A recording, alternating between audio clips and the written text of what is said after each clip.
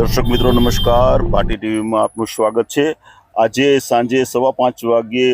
રાજકોટની ખાણ ખનિજ ખાતાની જે ફ્લાઇંગ સ્કોડ છે એને આજે વાંકાનેર તાલુકાના ગલિયા ગામની સીમમાં ગેરકાયદેસર ખનન કરતા જે માટીને એનું ખનન કરતા હોય તમે જોઈ શકો છો। એની અંદરમાં જે દિગલિયા ગામની અંદરમાં મદદનીશ નિયામક શ્રી અંકિત ભટ્ટ સાહેબની સૂચનાથી પ્રતિક બારોટની ટીમ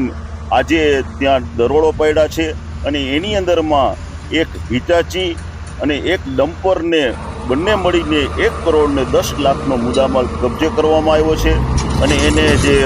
ખાસ વાંકાનેર તાલુકા પોલીસ સ્ટેશનની અંદરમાં એમને જમા કરવામાં આવશે અને જે ગેરકાયદેસર ખનન કરનારા અમારા નારણભાઈ ઉપર કાયદેસરના કાર્યવાહી પણ કરવામાં આવી છે અને આજે સાંજના 5:15 વાગ્યે આ બનાવ વાંકાનેર તાલુકાના દિગલિયા ગામે ગેરકાયદેસર જે ખોદાણ કરતા હોય માટીને એને બધું ગેરકાયદેસર તમે જોઈ શકો છો। જે તમે એની આખી ટીમ આવી છે અને